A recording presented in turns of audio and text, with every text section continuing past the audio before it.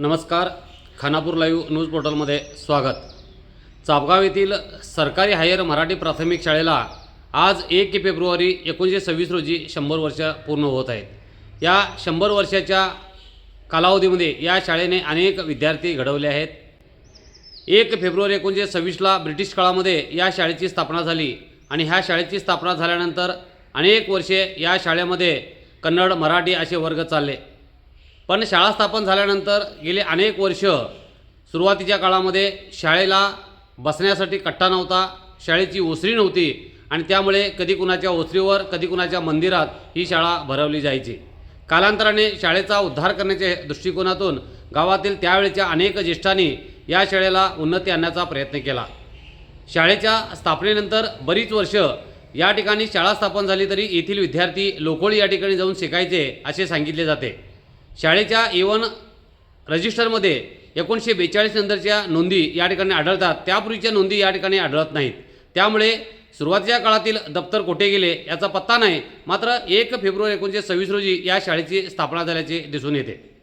एकंदरीत 1942 नंतर अनेक विद्यार्थी घडल्याचे चित्र या शाळेच्या रजिस्टरमध्ये आपल्याला दिसते आणि कालांतरानं ही शाळा कुणाच्या ओसरीवर, कुणाच्या मंदिरामध्ये, कुणाच्या ओसरीवर, कुणाच्या कठ्ठ्यावर अशा ठिकाणी भरवली जायची.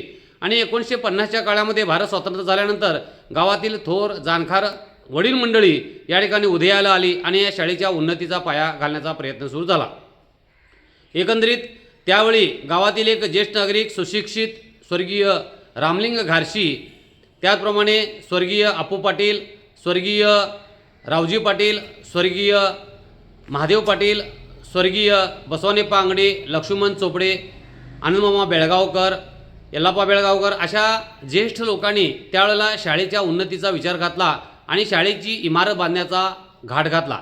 1955-56च्या काळामध्ये स्वर्गीय रामलिंग घारशी यांनी जी सध्याची शाळेची इमारतीची जागा आहे ही एका ब्राह्मणाची होती आणि ती खरेदी केली आणि त्यांनी शाळेला दान देण्याचा प्रयत्न केला आणि त्यावेळेला स्वर्गीय रामलिंग घारशी यांच्या पुढाकाराने या ठिकाणी भव्य अशी इमारत बांधण्याचा संकल्प झाला. एकंदरीत 1955च्या काळामध्ये या ठिकाणी आपण पाहतोय ही भव्य अशी दगडी इमारत स्वतः डोकीवरून बैलगाड्यातून जुंपून हाणून या शाळेची इमारत उभारण्यात आली आणि सुसज्ज अशी 4 दगडी इमारत या ठिकाणी उभारली आणि गावची शान स्थापन करण्यात आली. एकंदरीत आज ह्या शाळेमधून हजारो विद्यार्थी घडले. या शाळेमध्ये एकेकाळी 1955-56च्या काळामध्ये स्वर्गीय परसराम नारायण पाटील गुरुजी कारलियाचे या ठिकाणी एक नामांकित असे गुरुजी होऊन गेले आणि त्यांनी खऱ्या अर्थाने या शाळेला घडवण्याचे काम केलेले आहे आणि त्यामुळे या ठिकाणी जुन्या फळीतील अनेक विद्यार्थी या ठिकाणी घडले.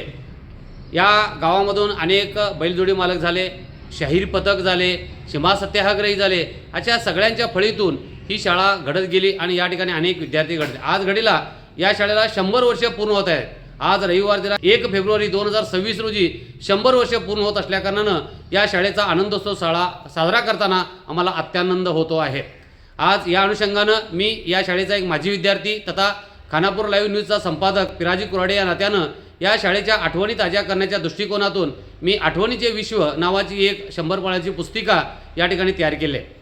एकंदरीत ही पुस्तिका अर्थात स्मरणिका या शाळेच्या जुन्या आठवणी, जुन्या लोकांच्या आठवणी, या शाळेतील घडामोडी, घडलेले विद्यार्थी, चापगाव, अल्लेवळ, वड्डेबैल, शिवोली या 4ही गावातून घडलेले अनेक विद्यार्थी कसे घडले, या शाळांचा इतिहास काय, या शाळेचं महत्त्व काय आणि ह्या गावांना घडवण्यामागे या शाळेचं योगदान काय याचा अल्पसा आढावा या स्मरणिकेच्या माध्यमातून मी मांडण्याचा प्रयत्न केलेला आहे. आणि म्हणून आज मी या ठिकाणी या शाळेच्या विकासाच्या दृष्टिकोनातून होतले प्रयत्न पाहता या ठिकाणी शाळेचा शताब्दी सोहळा लवकरच होण्याच्या दृष्टिकोनातून प्रयत्न सुरू असले तरी आज 1 तारीख ही शाळेची जन्मतारीख असे ग्राह्य म्हणून मी माझ्या आठवणीचे विश्व ही पुस्तिका समर्पित करत आहोत. आणि याचा प्रकाशन सोहळा गावातील काही पंचमंडळी, या पुस्तिकेमध्ये जाहिरात दिलेले जाहिरातदार, त्याचप्रमाणे अनेक हितचिंतक मित्रपरिवारांच्या उपस्थितीमध्ये तालुक्याचे लोकप्रिय आमदार विठ्ठल हळगेकर, भारतीय जनता पार्टीचे अनेक नेते मंडळी, मराठी सांस्कृतिक प्रतिष्ठानचे नेते मंडळी, त्याचप्रमाणे अनेक दिग्गज मान्यवरांच्या उपस्थितीमध्ये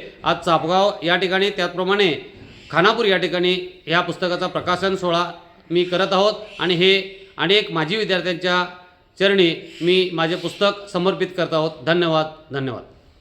आमच्या चॅनलवर आपण पहिल्यांदाच असाल तर खानापूर तालुक्यातील तथा परिसरातील महत्त्वाच्या घडामोडी व महत्त्वाच्या बातम्या ऐकण्यासाठी व पाहण्यासाठी आमच्या चॅनलला लाईक करा, शेअर करा अँड सबस्क्राईब करा.